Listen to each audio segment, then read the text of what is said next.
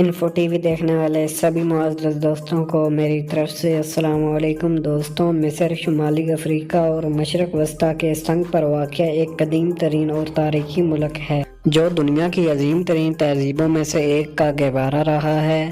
یہ ملک اپنی قدیم یادگاروں، دریائے نیل، اسلامی ثقافت اور تاریخی ورثے کے لیے مشہور ہے۔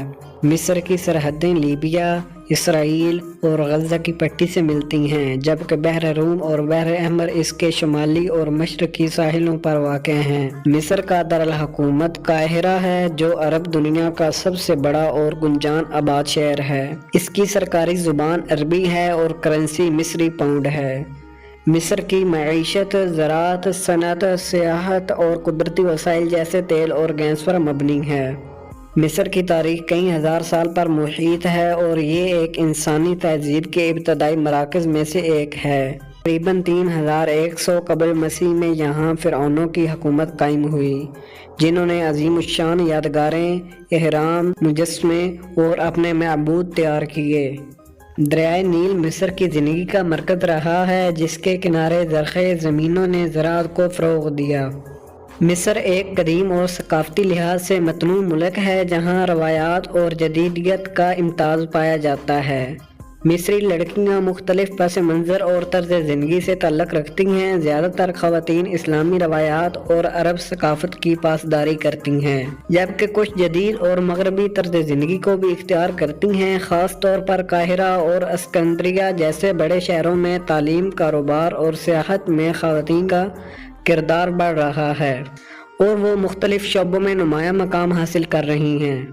جہاں تک شراب یعنی وائن کی بات ہے، مصر ایک اسلامی ملک ہونے کے باوجود ایک ایسا معاشرہ رکھتا ہے جہاں شراب قانونی طور پر مخصوص مقامات جیسے ہوٹلوں، بارز اور مختلف ایریا میں دستیاب ہوتی ہیں۔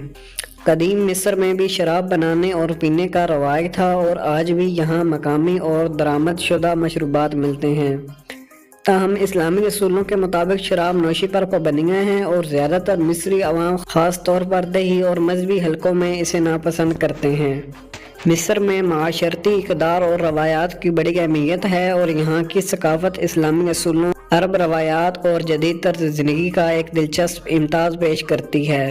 فرعونوں کے بعد مصر مختلف سلطنتوں کے زیر اثر رہا، جس میں فارسی، یونانی، رومی اور بازنطینی سلطنتیں شامل ہیں۔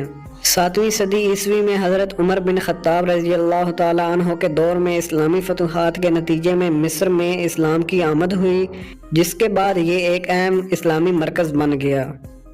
فاطمی، ایوبی، مملوک اور عثمانی سلطنتوں نے مصر پر حکومت کی اور ہر دور میں یہاں علم، فن، ثقافت اور تجارت کو فروغ حاصل ہوا، یہاں تک کہ 1952 میں جمال عبد الناصر کی قیادت میں انقلاب آیا اور مصر کو جمہوریہ قرار دیا گیا۔ آج مصر جدید ترقی کے ساتھ اپنی قدیم روایات کو برقرار رکھے ہوئے ہے۔ قاہرہ، اسکندریہ اور اسوان جیسے شہر تاریخی ورثے کے مراکز ہیں۔